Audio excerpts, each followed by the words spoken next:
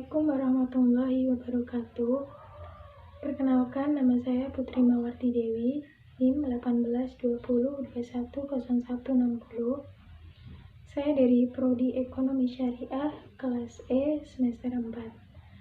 Di sini saya akan menjelaskan sedikit mengenai beberapa studi kasus tentang akad kafalah dan hawalah yang sering terjadi di masyarakat. Langsung saja, untuk studi kasus yang pertama yaitu mengenai akad kafalah.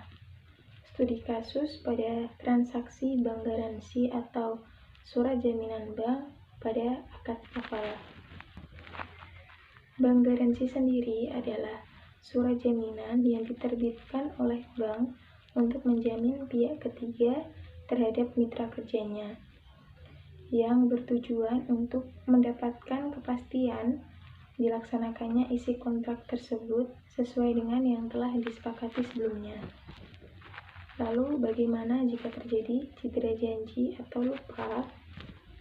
Nah, jadi apabila terjadi cedera janji oleh mitra kerjanya berdasarkan surat jaminan bank, maka pihak ketiga tadi dapat mengajukan klaim kepada bank penerbit garansi tersebut. Asal saja semua syarat-syarat untuk pengajuan klaim tersebut telah terpenuhi. Karena di sini bank garansi itu berfungsi sebagai covering risk. Jika salah satu pihak lupa memenuhi kewajibannya, di mana pihak bank mengambil alih resiko tersebut. Jadi intinya jika salah satu pihak itu lupa, maka di sini yang bertanggung jawab adalah pihak bank, karena pihak banklah yang mengambil resiko tersebut. Mungkin itu yang bisa saya sampaikan mengenai studi kasus yang pertama, yaitu tentang akad kafalah. Dan selanjutnya kita akan membahas tentang studi kasus yang kedua, yaitu mengenai akad hawalah. Untuk studi kasusnya sendiri yaitu penerapan akad hawalah dalam transaksi over kredit mobil di Kecamatan Demak, Kabupaten Demak, Jawa Tengah. Oke, langsung saja kita bahas. Jadi, ditinjau berdasarkan fatwa DSN MUI tentang akad hawalah, dalam praktik transaksi over kredit mobil di Kecamatan Demak, Kabupaten Demak, Jawa Tengah, tidak memenuhi rukun dan syarat dalam berakad. Mengapa? Karena tidak ada sifat akad muhal atau bank leasing untuk memberikan kesepakatan beralihnya pembayaran hutang muhal kepada muhal alai dengan dibuktikannya BPKB atas nama muhil yang dijadikan jaminan yang mengikat antara muhil selaku debitur dan muhal selaku kreditur. Di samping itu, transaksi over kredit mobil ini di Kecamatan Demak, Kabupaten Demak, Jawa Tengah mengandung unsur gharar sigot dalam berakad. Mengapa? Karena menggabungkan dua akad dalam satu transaksi, yakni transaksi jual beli dan transaksi hawalah atau pengalihan hutang. Dan dalam praktik ini tidak adanya kejelasan dalam objek akad terhadap jumlah tunggakan yang belum disepakati. Jadi, bisa disimpulkan transaksi over kredit mobil yang dilakukan oleh masyarakat Kecamatan Demak, Kabupaten Demak ini tidak sesuai dengan syariat Islam dan ketentuan fatwa DSN MUI. Jadi, bisa kita simpulkan lagi, atau dengan kata lain, akad tersebut mengandung sifat batil, yaitu akad yang tidak memenuhi rukun, syarat, dan sifatnya. Maka, akad tersebut dinamakan akad yang tidak sah, juga akad batil. Jadi, seperti itu penjelasan mengenai akad atau studi kasus yang kedua. Semoga bisa bermanfaat.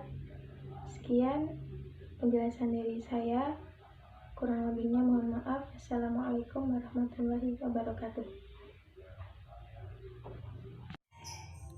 Saya di sini akan menjelaskan mengenai studi kasus pada akad kafalah dan akad hawalah.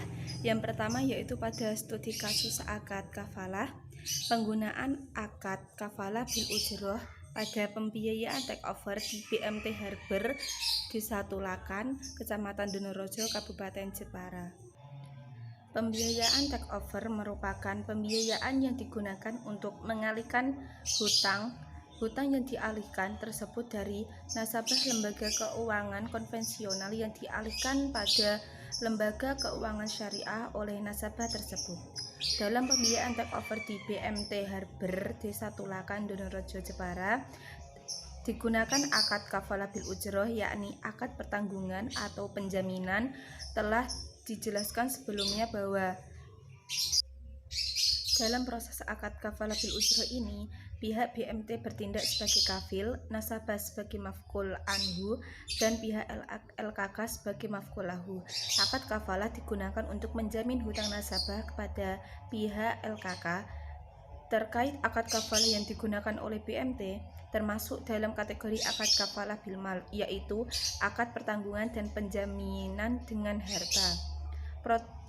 Prosedur pembiayaan takeover ini dimulai dari pemenuhan persyaratan yang harus dilengkapi oleh nasabah, yaitu kemudian akan dianalisa oleh BMT. Selanjutnya pelaksanaan akad oleh pihak BMT dengan nasabah hingga pencarian dan pertanggungannya.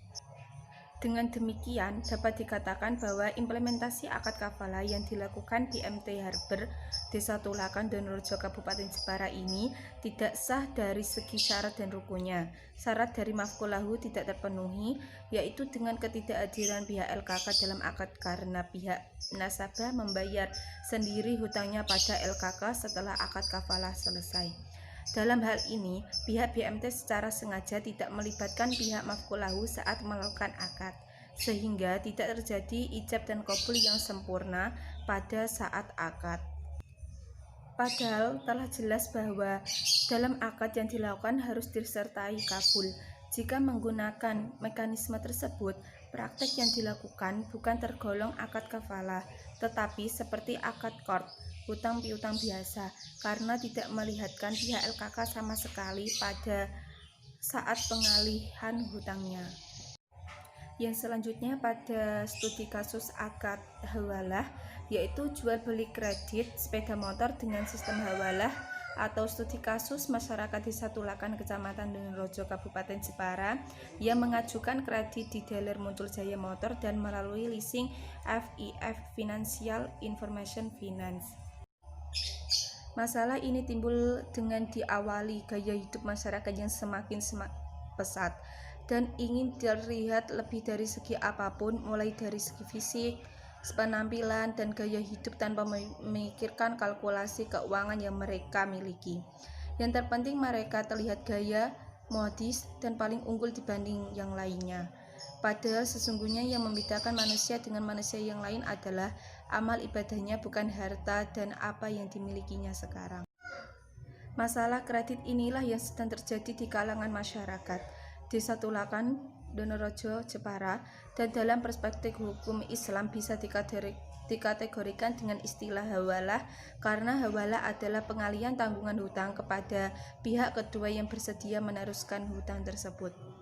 Studi kasus dengan masalah ini adalah untuk mengetahui mekanisme sistem jual beli kredit sepeda motor di Desa Tulakan, Kecamatan Donorejo, Jepara, dan untuk mengetahui bagaimana sistem hawalah ketika masyarakat yang membeli sepeda motor secara kredit mengalami kredit bermasalah atau kredit macet. Maka dapat disimpulkan mekanisme jual beli kredit sepeda motor di dealer Muncul Jaya Motor Desa Tulakan adalah yang pertama, yaitu pembeli yang datang langsung ke dealer sepeda motor akan langsung diberi penjelasan tentang keunggulan dan kekurangan dari setiap sepeda motor yang dimiliki oleh dealer tersebut. Yang kedua, pembeli akan melakukan negosiasi dengan pihak dealer dan menyepakati harga yang telah ditentukan. Dan selanjutnya yaitu setelah semua surat disetujui, maka pihak dealer yang akan mengantarkan sepeda motor tersebut ke rumah pemohon. Saya akan menjelaskan tentang akad kafalah dan akad hawalah dalam lingkungan sekitar. Kasus yang pertama, kerabat saya yang bernama Agung memiliki usaha pertokoan sembako yang pada saat ini sedang ramai pembeli.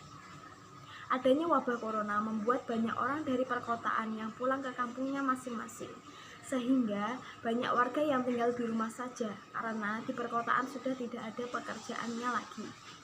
Ternyata hal tersebut berdampak positif pada usaha pertokoan sembako Agung. Semakin banyak warga yang tinggal di rumah, maka semakin banyak konsumsi yang dikonsumsi pada masyarakat sekitar, sehingga pembelian sembako terus-menerus terjadi dan Agung kehabisan stok makanan atau bahan baku makanannya, seperti beras. Oleh karena itu, Agung berpikir untuk menambah modalnya, untuk menambah stok makanan agar tidak kehabisan seperti hari-hari kemarin. Agung berpikir untuk berhutang kepada rekannya.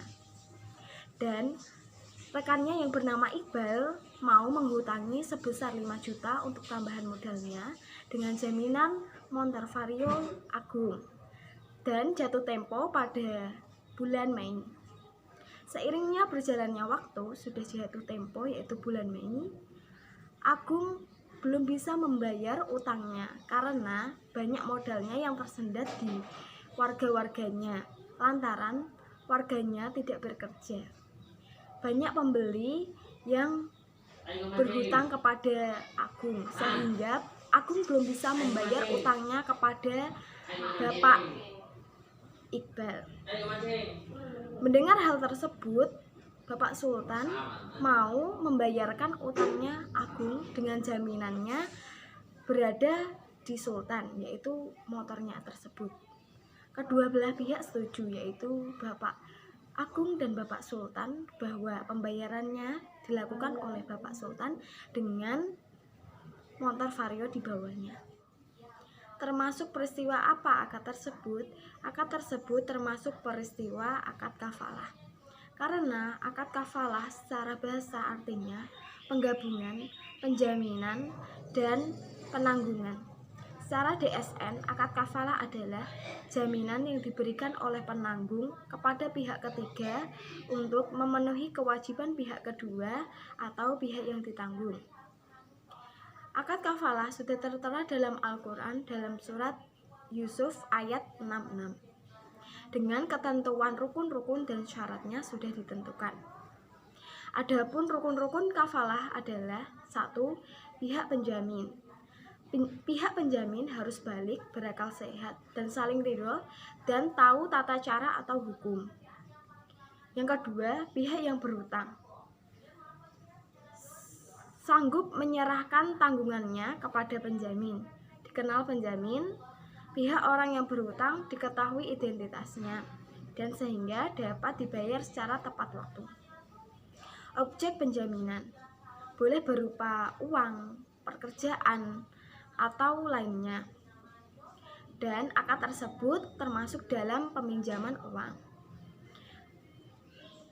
Peraturan tersebut atau hukumnya harus mengikat dan harus jelas dalam nilainya, yaitu nilainya sebesar 5 juta maupun jumlah atau barangnya.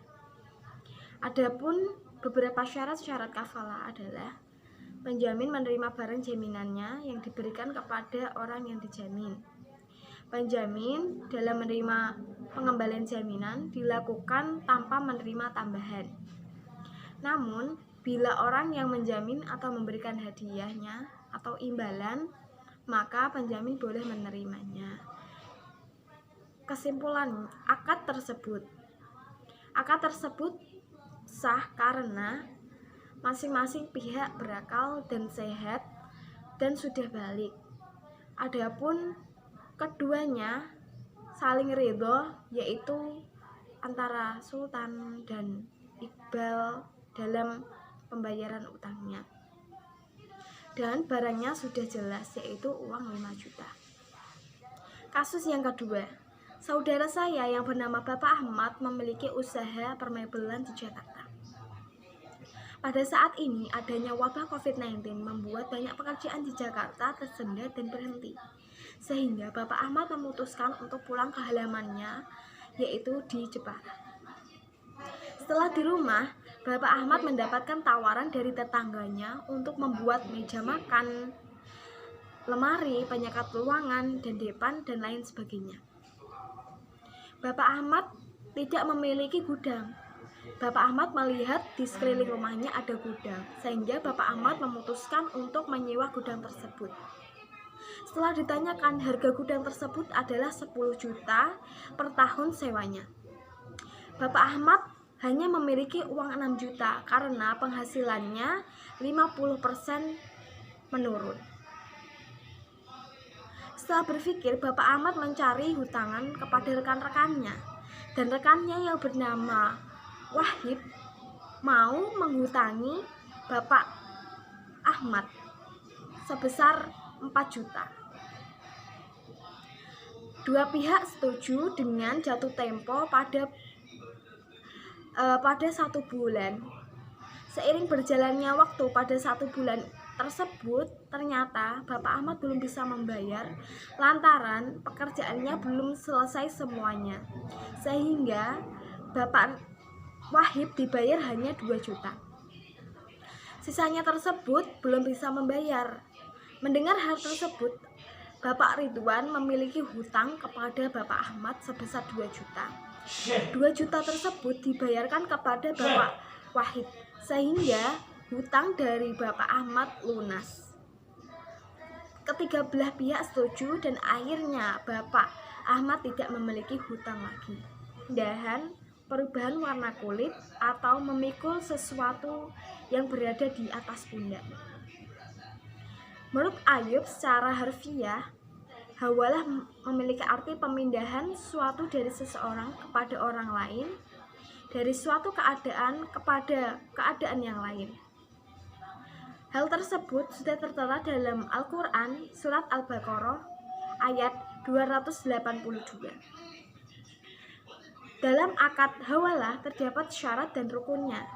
Syarat yang pertama yaitu balik dan memiliki akal dan tidak gila. Adapun persetujuannya harus dari semuanya pihak. Syarat bagi yang pihak kedua dan pihak ketiga. Cakap dalam melakukan landasan hukum, yaitu balik berakal. Sebagaimana pihak pertama, adapun qabul pernyataan menerima akad harus dilakukan sempurna oleh pihak ketiga. Menurut Syafi'iyah, rukun hawalah itu ada 5. Yang pertama, muhil, orang yang menghiwalahkan atau orang yang berhutang. Yang kedua yaitu muhtal, orang yang dihiwalahkan atau orang yang mempunyai utang mutil. Yang ketiga, muhalaah, yaitu orang yang menerima hiwalah. Yang keempat adalah piutang, yaitu kepada muhil. Yang kelima, sigot hiwalah, yaitu ijab dari muhil. Kesimpulannya, akad tersebut sudah sah karena masing-masing sudah berakal dan sudah balik, serta masing-masing pihak meridhoi dari akad tersebut. Dan barangnya atau uangnya tersebut sudah jelas dari nilainya, identitas dari pihak yang bersangkutan, sehingga semuanya sudah teratur dalam Al-Quran.